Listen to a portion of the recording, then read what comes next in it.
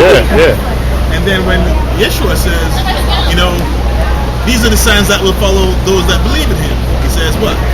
They will speak in tongues. They will pick up snakes. They'll pray over the sick. Yeah, Matthew the 10th chapter. Right? And they'll be healed. Yeah. But what? People only concentrate on the interpretation of the tongues. But they forgot that what? Yeshua says these are the other signs that will follow those who believe. Yeah. And they think tongue is shabbat-nama-nama-nama-nama. Tongue is just languages. Because it was Jews from different nations. And when they heard him speak, they heard him speak in their own tongue or language. That's all that is. So this is why I love about what Paul says. He says, look, if you speak in a tongue, before you speak it, listen to this now, before you speak it, pray that you might have the interpretation, or pray that someone in the congregation has an interpretation before you even come out of your mouth. Yeah. Because he says, it is the prophet have control over the spirit that is a part of him. So he doesn't speak out of term. He doesn't speak out of. He wait up on the spirit to reveal the interpreter or reveal the interpretation. You got to have an interpreter, and that's why Paul, taking further, said, "Better is he that prophesieth than he that speaketh with tongues." So when you prophesy, that's the top gift. When you go in 1 Corinthians 12, there was it's some apostles, and then some are prophets. Apostles are the top, then you got prophets, and some guys are teachers, those are different levels of the spirit. Correct. Some guys speak tongues, healers, the case is, So those are different, so that's why sometimes when we hear different brothers coming out and speaking, sometimes we have to help them to understand what are the signs that Joel says, what are the signs that Yeshua says. He said more than, did he only say speaking in tongues? No, he did not.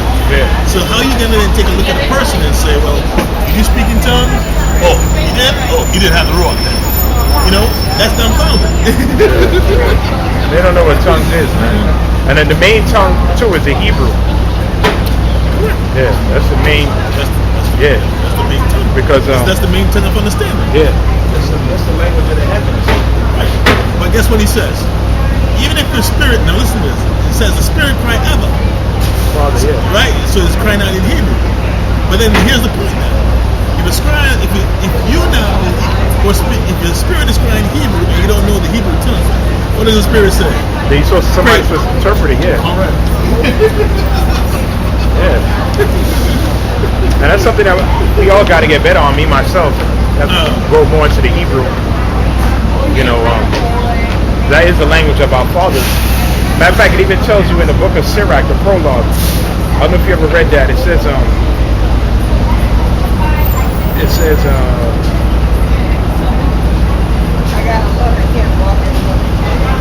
Sirach, right? Ecclesiasticus. Of enemies, blah, blah, blah. Oh, it's okay. He said, whereas many great things have been delivered unto us by the law, by the prophets, and by others follow their steps, for which things Israel ought to be commended for learning and wisdom. See if I can find it. There we go. For the same things other than Hebrew and translated into another tongue have not the same force in them. Yes. And not only those things,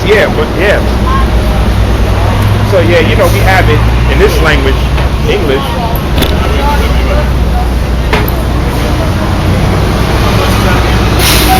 Prologue of Sirach, before chapter 1 of Ecclesiasticus. It's the prologue, right? That's vital right there.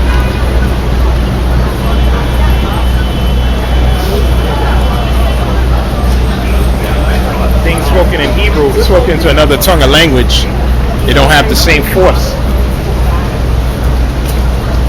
It's a more powerful vibration when you say things in the original tongue. Matter of fact, among the Jews, amongst our people, our fathers said that this is why they hated Paul so much. They said it's better to eat pork than to speak Greek. You know that, right? That was a term that they had. It's better to eat pork than speak Greek. So when Paul brought Greeks into the temple, Israelite foreigners, they wanted to put him to death, man. That's why they told Peter off there, it was like you went into a man that was uncircumcised, man. You see?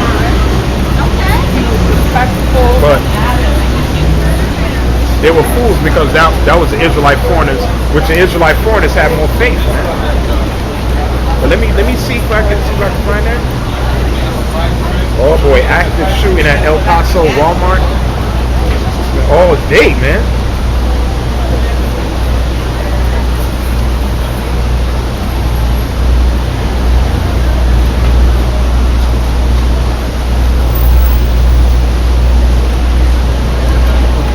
See if I can find that.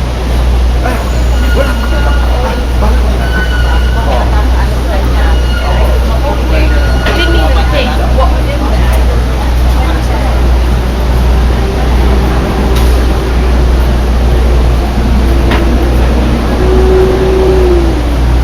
I can't find it now, so be it. Let me see.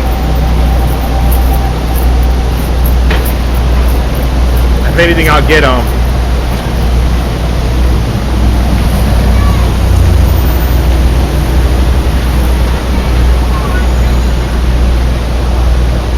yeah, so I'm not gonna look for that.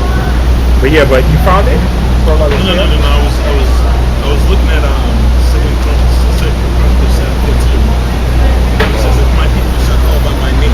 Yeah. Pray towards the east. That's a beautiful prayer by Solomon. You know, but it just run off where it is said so much in the Christian church, but then they don't really know like what the depthness of what it's saying. Nah. You know what I mean? Like, why is he saying people are called by my name? What does that mean? Yeah. You know what I mean? And who is my people? Like, Right. You know? they're not just talking. See that? Oh man, and this is why they say a lot of people, which I read the article, and they've been publishing articles like that all year. They said more and more people are leaving the Christian church. Some of them are becoming Israelites. Some of them think they're African, so they want to tap more into Hamitic culture. Or some of them just straight turn into witchcraft, man. They want to deal with spirits and demons. See? Because the whole Christian doctrine is not attractive anymore. See, and that whole thing has been cast down already.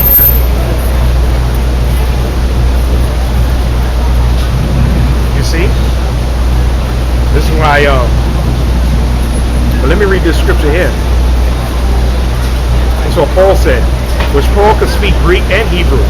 And some scholars say Latin, which makes sense, because he was educated.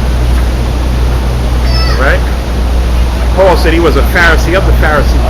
We read Acts 26, verse 12.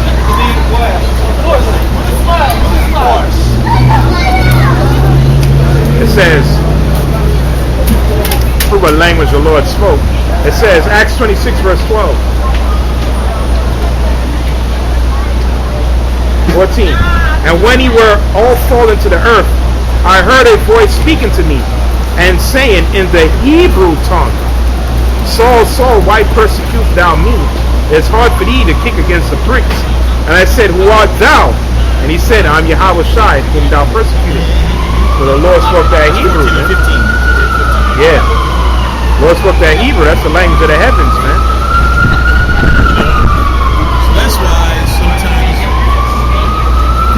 sometimes like I said to this person, when you read John 19, it was speaking on the sign of the cross, right? It says, and this is written in Hebrew,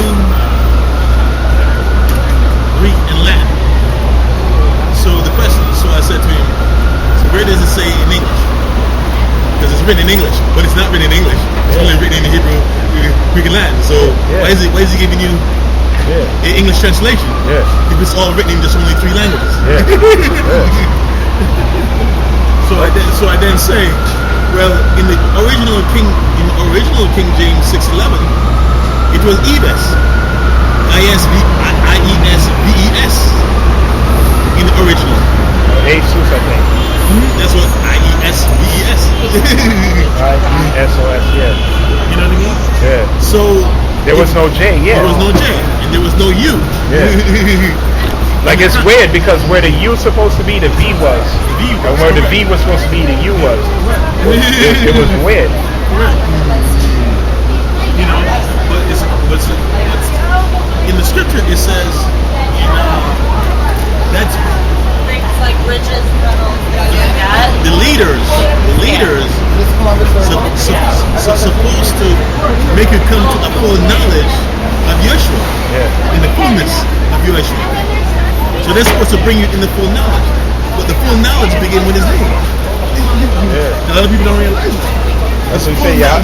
Like you said, there was no you. That's what we don't say. That's what we know Yeshua can be. That's what we say Yahawashi. We say it means delivered. Because there is no you in ancient Hebrew, yeah. You know, so sometimes I say to brothers, when they say you a Shah, are you saying the pronunciation? Because that's not how it's spelled. Yeah. You understand me? Yeah. So it says you're trying to spell it based on the pronunciation. How you pronounce it. And you know what tell you what's the real name of the Lord too? Because we see Yahawah is the Father, Yahawashi the Son. When you look at the Tetragrammaton, there's a YHWH. See? Which Yahawah. Yahawah.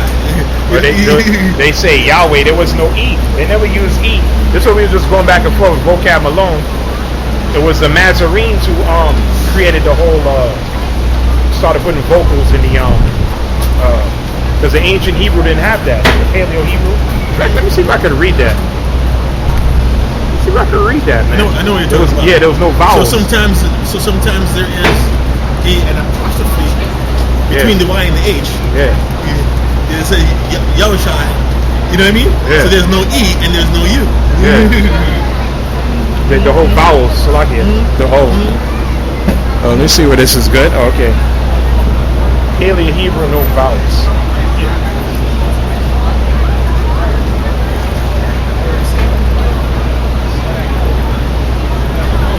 Since you're talking about the Hebrew.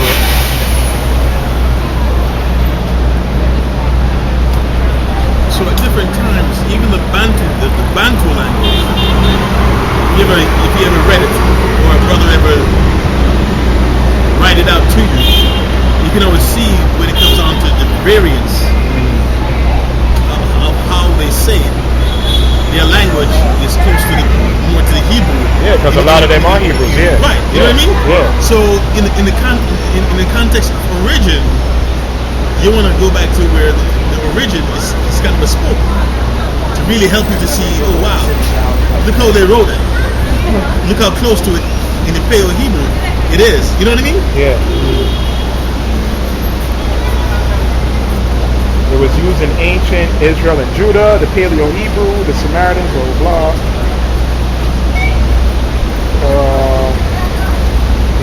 If I could find what I wanted. And the so-called Jew had no clue, man.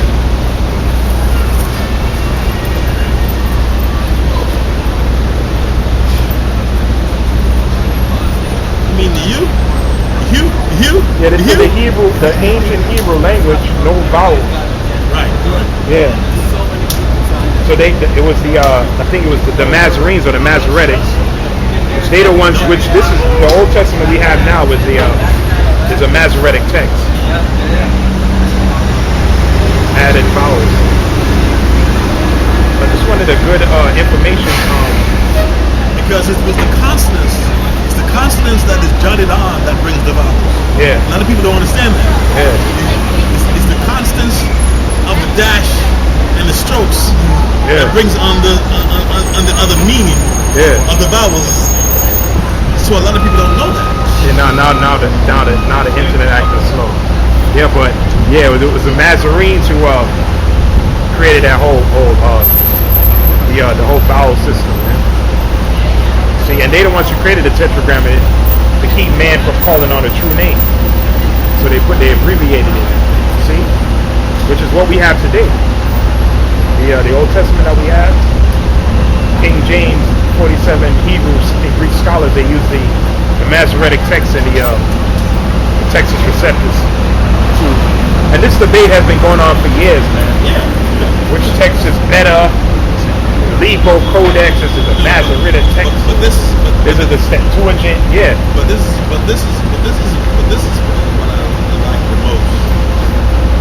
boil down to faith at the end of the day. Yes, it does. But this is what I said to a sister. I said, how is it that the word Jehovah, right, is written in the English scriptures, right? Used in a form of a translation, right? But then when you look for Yahushua's name, it cannot be found in the scriptures. But you can see Jehovah Jireh, Jehovah Nishi. Well, you understand me? Yeah. You see those words connotation throughout the whole translation. Yeah. But then that gives you the clue now to ask the question when he talks about in Proverbs 30 verses 4. When you ask it, well, what is his name? You're gonna say Jehovah. But when you ask it, well, what is his son's name? You're supposed to say it in Hebrew. And the clue is too, Joshua and the Lord is the same name. Yes. Joshua is English, Yahawashi is Hebrew, Jesus is Greek. Because when you read, was it Acts 7? When you read Acts 7:55, Yes. let me read this. And Hebrews 4 verses 3. Oh, in the book of Ezra too. Yes. I'm gonna get that book of Ezra in a minute. Oh, but there's another one too. Like But there's another one too. It's like this in the prologue. Jesus inside the prologue. Yeah, Sirach, yeah. Yes. But there was a one I wanted to get where Stephen goes into the entire history on our forefathers when he was cursing them out. One of his followers says, "Why do you kiss the stone?" Let me read So this. he It says, "Because my father had kissed the stone. I Sirach saw my 46, father it kiss the says, stone." But which stone was he kissing? Jesus, the Was son of kissing one Nun. the gods. His father was kissing Read it right the here. stone which was belonged to one of the gods. Not It says, the God of mercy. Jesus, the son of Nun, was valiant in the wars and was the successor of Moses and prophecies. So, like I was discussing with the brother, But that was a custom of the Jesus is the Greek, Yahawashi is the Hebrew, Joshua is the English. So when it talks about Sirach 46:1, it says Jesus the son of Nun. That's not talking about that's talking about Joshua, man. But Joshua and Yahawashi is the same name. Alright? And his name got changed. Let me read Numbers chapter 13. Yeah, I agree. Yeah, Numbers How chapter do you 13. feel about the way this world is going? It says, these are the names of the men which Moses sent to spy out the land. And Moses called Hoshea, the son of Nun, Joshua. So his name was first Hoshea, okay, Hawashi, which means to save. And his name got changed to what? His name got changed to Joshua, Yahawashi. So, like me and a brother was conversing, calling on the true name. There's power in that, man. And that's what we're dealing with today, and that's what the Most High dealing with. Okay? You got some Israelites today who teach that the name is not important. That's irrelevant. Okay? We read that Psalms 45.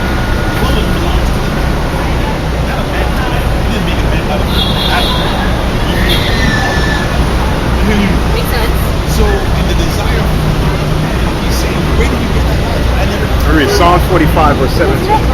That spirit there. So Satan, as it makes up the Quran, also talks about In Psalms 45, He says, 17. it is that evil spirit that brought the desire to desire an animal. Evil spirit. It's like that whole So even in the Quran it says that too. It says that based upon your desire, they would have animals. So Psalm 45, 17. It says, I will make thy name to be remembered in all generations. So we have the name. Funny, the name keep popping back up, man. So like me and him was It's discussing. like, okay, thank you for answering that question. These How do you Christians feel about calling on the food Jesus. that's going with the food? Jesus is not his name, man. His name is Yahawashi. Okay? And the way you can discover his true name is by breaking down Joshua, whose name was Hoshea, then it got changed to Joshua, Yahawashi. So we read on. It says Psalm 45, 17. I'll make thy name to remember in all generations. Therefore shall the people praise thee forever and ever. Kahala Yahawah. So that proves beyond a shadow of a doubt that we have the name, man. Okay? So, and that's including me, got to tap more into the original tongue, man.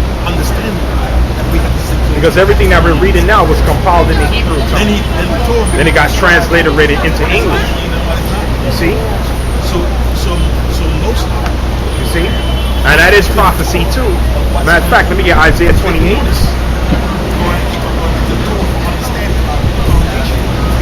Isaiah chapter 28,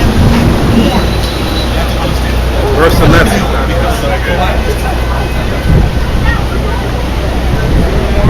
Isaiah chapter 28, verse 11. That's why I say it says, for with stammering lips and another tongue or language will he speak to this people. Why? Because Israel was scattered. So when people condemn King James, they're damn fools. First of all, the Most High put the spirit on that man to do that. Okay? Because you had during that time period the Latin Vulgate. The majority of people at that time couldn't speak Latin. So he got 47 Hebrew and Greek scholars to transliterate the Bible, okay? From Hebrew and Greek into English, man. And then you had that demon Anthony Weldon who put out all them false accusations on a man and said that he was a homosexual. I'll give you a homosexual, and even if he was, the same book that he had compiled, the transliterators, it will condemn him, man. Okay? Because the Bible condemns homosexuality. You see? And why was the book transliterated into multiple languages? Because Israel will be scattered. See, all you Israelites, you have a Bible, a book in your hand. And now we in the time now, in the era of Acts, you can get these things free. Let me get Proverbs 21 and 1.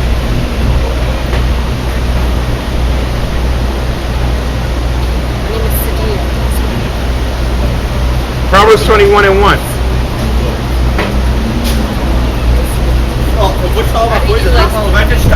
It says, Proverbs 21 and 1.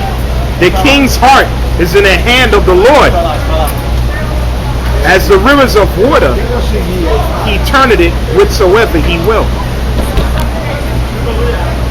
So the Most High rules in the kingdom of men. You see? He's the one who put the spirit on King James to do what he did, man. Alright? And that's the book that we deal today, man.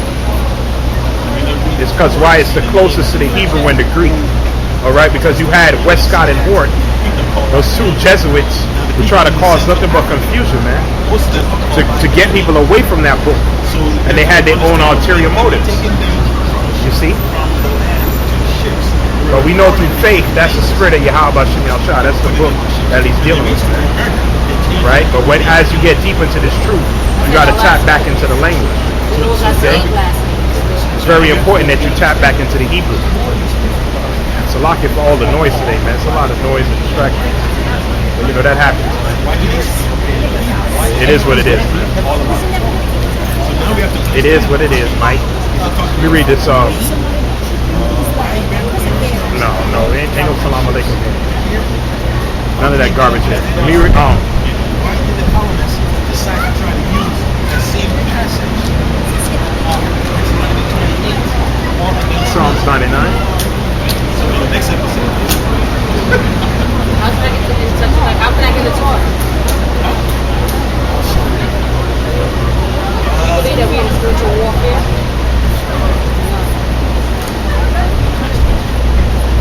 I read this last week, but I'll read it again. Zephaniah chapter 3, verse 9. Have a great day. It says, for I will turn, for Zephaniah 3 and 9, for then will I turn to the people a pure language, which is the Hebrew, that they may all call upon the name of the Lord to serve him with one consent. Okay? And that's what we have today, man. Are you finished, Rob? Yeah. So when the colonists went to Africa, they saw that a lot of the people there were already having a Hebrew custom. They already They're do that. already speaking. That's what they call it, Hebrew. Fort Judah. Yeah. Right. I have an article with a guy from there was a dude from Liberia who said that he was speaking the Lashon Sadash, the Holy Tongue. And when the rabbi said, write it out for me, the Hebrew, he was writing Paleo Hebrew. He said, this is Paleo Hebrew. This is ancient Hebrew. One of the slaves. He was writing Paleo ancient Hebrew. They even show you that one of the movies, it was a mummy, and spoke Hebrew. The girl spoke Hebrew. And he turned, he said, that's the language of the slaves. I said, oh, I couldn't believe he said that, man. So they know their history, man.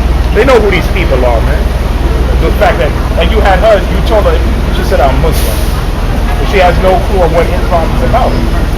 She's just doing it because her father was a Muslim. She couldn't even tell you what the basic pillars of Islam is. So that's why I went like that. Yeah. To her, it's like so like, for her mind now, she's like. I mean, you know, for her mind now, she's like, wait a minute. He's speaking a lot of concrete. Yeah. But these women are like the wind. They just go, they just flow or whatever, man. I mean, she was dressed appropriately. She had a dress on or whatnot. So that's a good thing, you know what I'm saying? That was a good thing. That's why I dressed her. Yeah, you could, yeah. When she came. Yeah. Ask her. Yeah. But I didn't come at her forcefully. I was like, oh, do you understand the foundation of the Torah? Yeah. Because the Quran speaks of the people of the book. The people of the book is the Torah. Yeah. And it's funny you said that today because two black dudes talking about Salam Alaikum. I'm like, we not no Muslim, man. We're the Israelites, man. We're the chosen people, man. You see what I'm saying? You're looking through an Arab to look at us. To look at yourself, man. Yeah. So I could have showed her Psalm 83, but I didn't want to go there. You know what I mean? Yeah. I was like, you know what? Let's keep it for a later time episode. Yeah. So in that way, she'll begin to understand. Well, wait a minute. So you try to tell me that Muslim came into Central and converted Hebrews into Islam? Yes, that's what the Arabs did. That's what the Arabs did. Matter of fact, there's a scripture on it, and I'll close it out on that. So the battery's about to be done. Joel chapter 3. The Africans and the Arabs sold us to the Greeks. The white man. It tells you that in the book of Joel. Let me read it.